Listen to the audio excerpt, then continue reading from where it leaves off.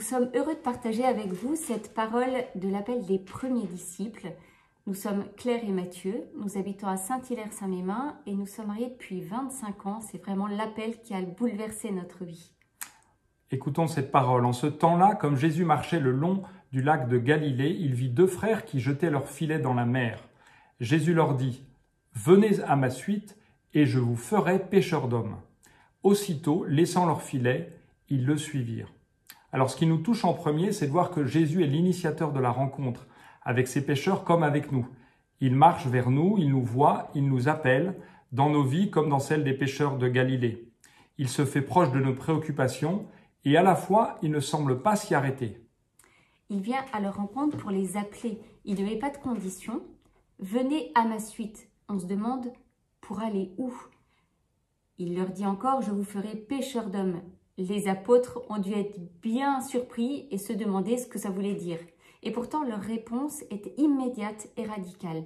Aussitôt, laissant leur filet, ils le suivirent.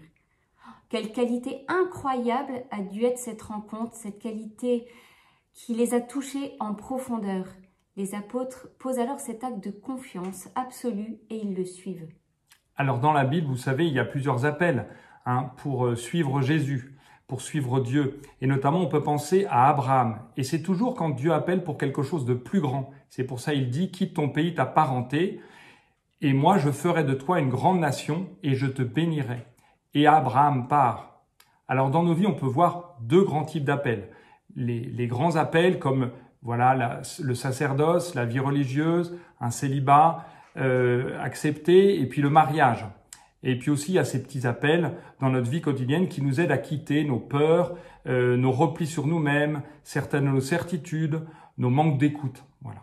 Et tout cela, pour nous, ce qui donne un sens à ces petits renoncements, à ces quittés, c'est vraiment la présence de Jésus qui est devant nous et qui est aimant, qui est rassurant. Alors cet évangile nous invite à nous poser cette question. Quels sont les lieux où le Seigneur est venu nous visiter en profondeur? Ces moments où nous avons fait l'expérience de cette rencontre avec Jésus qui a changé notre vie. Alors pour nous, cet appel très fort à suivre Jésus a été celui du sacrement de mariage. Et peu à peu, le Seigneur nous a invités à lâcher nos filets pour quitter des attachements familiaux qui nous enfermaient, quitter aussi cette image idyllique que l'on se faisait l'un de l'autre, pour vraiment mieux nous accueillir l'un l'autre avec vraiment nos fragilités. Quitter aussi peut-être le rêve d'une vie parfaite, sans conflit, sans problème. Et puis il y a aussi tous ces petits renoncements de la vie quotidienne, nos rythmes qui sont différents, nos priorités, nos points de vue, etc. Et pourquoi le Seigneur nous appelle à lâcher aussi nos filets pour le suivre, vraiment pour nous rendre plus disponibles à son appel, plus libres et vraiment plus remplis de son amour. Et puis une chose qui nous a vraiment transformés, c'est quand au cœur d'une tension peut-être plus importante et malgré tous nos efforts, des formations à l'écoute, en communication, nos prières, un ami prêtre nous a interpellés en nous disant « Mais est-ce que vous déposez vraiment au Seigneur ce qui vous est difficile? Est-ce que vous lui demandez de l'aide ?» Alors, on a vraiment demandé au Seigneur concrètement qu'il nous éclaire, qu'il nous relève, qu'il nous guérisse. Et vraiment, sa lumière est venue éclairer nos efforts. Et ça a permis en fait de faire plein de petites connexions qui nous ont vraiment mis en mouvement pour mieux le suivre. Alors le deuxième point qui nous touche est le fait que le Seigneur appelle plusieurs disciples ensemble. Oui, la bonne nouvelle pour nous dans cet évangile, c'est que nous ne sommes pas seuls. Nous pouvons témoigner, nous, combien le Seigneur a mis sur notre route, par exemple, des prêtres pour nous écouter, nous encourager et nous révéler la miséricorde de Dieu. Et puis le Seigneur nous a aussi donné des frères et des sœurs avec qui nous nous sommes questionnés, nous avons cherché l'appel du Christ, nous avons prié, nous avons partagé nos vies, nos joies, nos galères. Et c'est notamment dans l'animation de parcours Alpha Couple que nous avons mesuré la force et la joie de l'expression des talents et des charismes de chacun pour l'annonce de la bonne nouvelle. Ce qui nous amène au dernier point, être des pêcheurs d'hommes.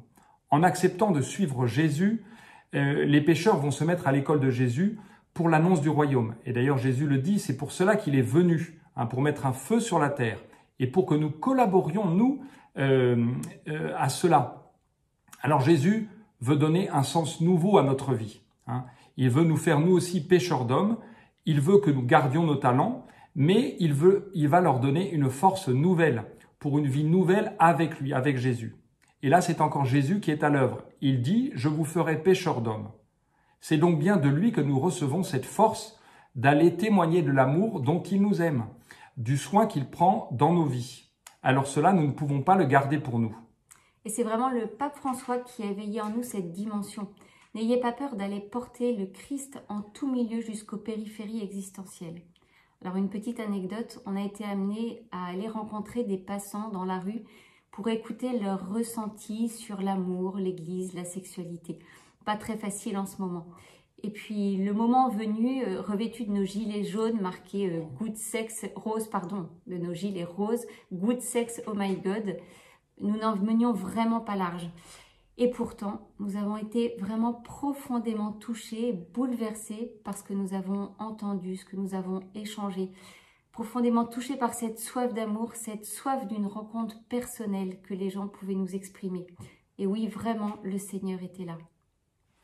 Alors voilà, maintenant nous vous proposons de prier ensemble. Merci Seigneur de nous appeler tels que nous sommes, de vouloir transfigurer nos vies par l'annonce de la bonne nouvelle de ton amour pour tout homme. En ce début de l'Avent, viens convertir nos cœurs pour qu'il accueille vraiment l'Emmanuel, Dieu toujours avec nous, Dieu qui nous devance, Dieu qui se fait petit pour que nous allions vers les petits. Sois béni Seigneur Jésus de cette proximité que tu as dans nos vies. Merci Seigneur pour ton amour.